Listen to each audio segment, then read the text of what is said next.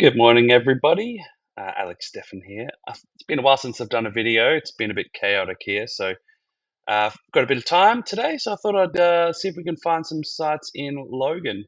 So I always like to go to realestate.com and search specifically for sites in Logan. So what I generally do is I'll put in Logan City Council, the region. I'm always just looking for land or houses. Otherwise, you end up with units and whatnot. Leave all of that fairly normal. I do the minimum land size 900 because anything under that, you're really not going to be able to subdivide it. The majority of Logan's in the suburban precinct, low density, so the minimum lot sizes, you essentially need 900 square meters minimum. You can do 800 square meters, but you then need a really wide lot, which kind of don't really exist. I always put a maximum of 5,000 square meters, and the reason being, otherwise you just end up with endless amounts of acreage sites. So let's start there and see what we come up with. All right, New Beef looks like a pretty established rural residential area. Probably not going to be able to be subdivided. Likewise with Cedar Vale. Parkridge South. It's probably worth having a look at. So I always just kind of open them up. Looks like a pretty nice house. I mean, oh, it's got a nice car, so probably not worth knocking down, even if you could subdivide it. I'm kind of just flicking through. Monreuven again, not really possible. You go 22 Monarch. You know what? I feel like I've already found that site, so we'll skip past that one. 840 Kingston Road. We'll have a look. I mean, it's never great when there's already a subdivision proposal plan because you know that it's going to be pretty competitive. Excuse me. Yeah. Okay, we'll have a look at that one. So Heritage Park, half of Heritage Park is in low density suburban, half of it's in large suburban, so or small acreage. So we'll have a look at that one because there does seem to be quite a bit of space. It's a solid house, but there might be a bit of space around it to subdivide. Greenbank again, Chaparoo. We'll have a look. All right. Cornubia looks very steep, probably not worth it. Battle Axe, not possible. 4 Carmen Court, Shayla Park. Pretty much the whole trailer park's in the large suburban precinct. I'm not going to bother having a look at that one. Here we go. Springwood Road. Now, half of Springwood Road is in an acreage precinct. The other half is in a suburban or large suburban precinct. So we'll have a look. So when I'm looking at, well, previously I'd be using the mapping in Logan, but it doesn't really load very fast, so I haven't been using it lately. So let's have a look at this Granger Road one first.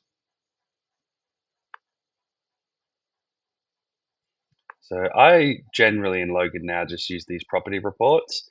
I have found that some of the overlays fall off the actual mapping on here or the property report. So I then fact check that using a different mapping system. Logan, for some reason, have 2 mapping systems going, which is very Logan of them. Excuse me, I've had this horrible cough. 115 Granger. Work.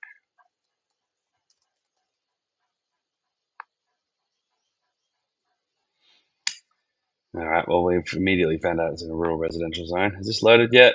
Yeah, rural residential park living. That essentially means it's outside of the urban footprint under the SEQ regional plan, not able to be subdivided.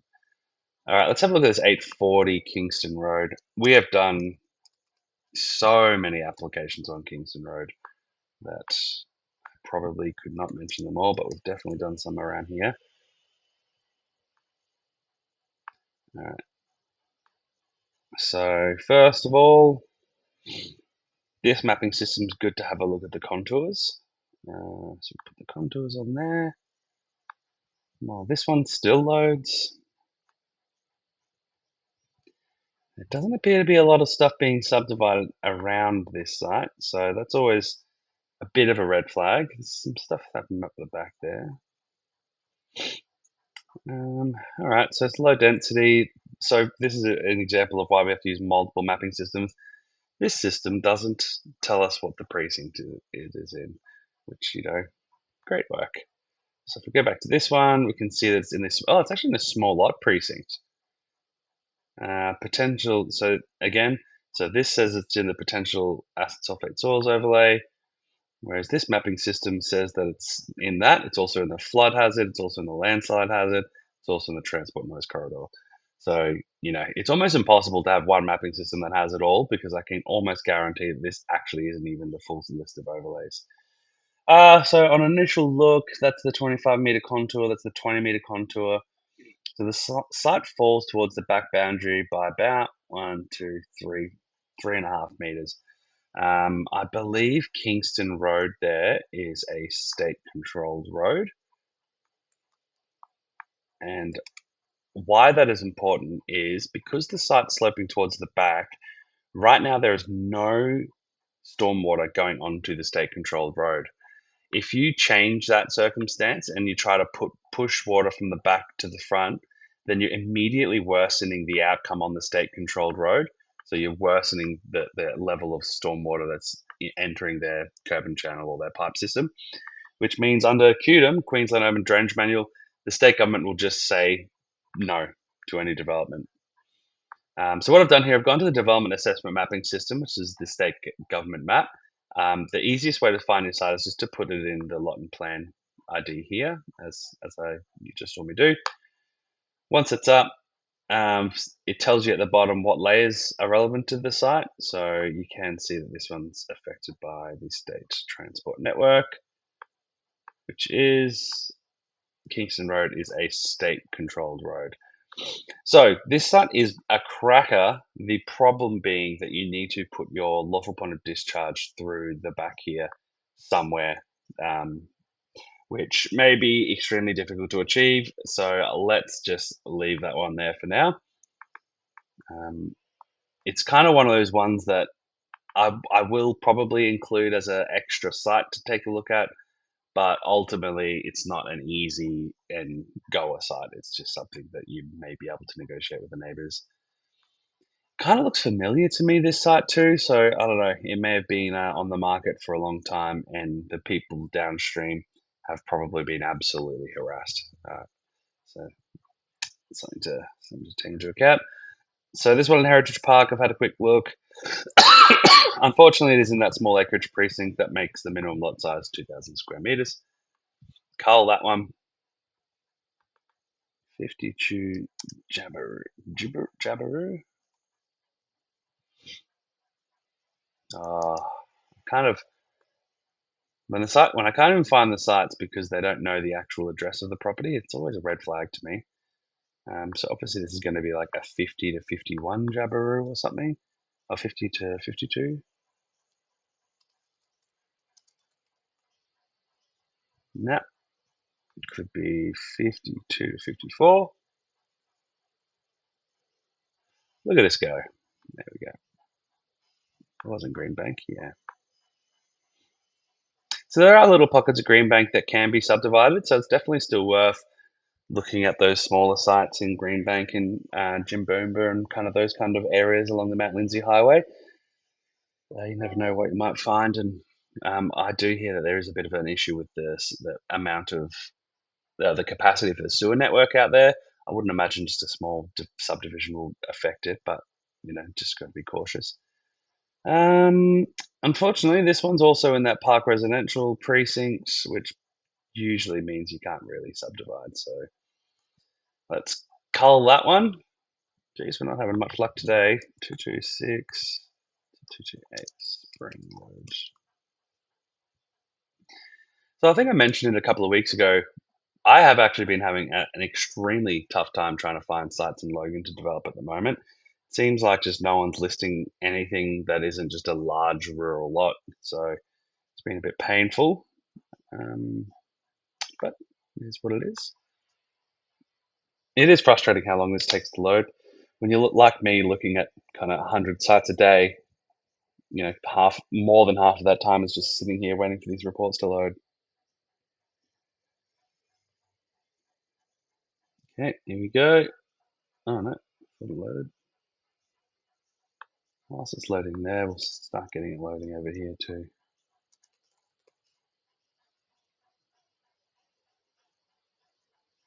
Doesn't want to find it.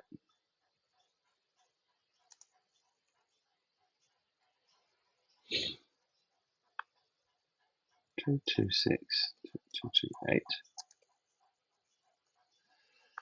228 Springwood.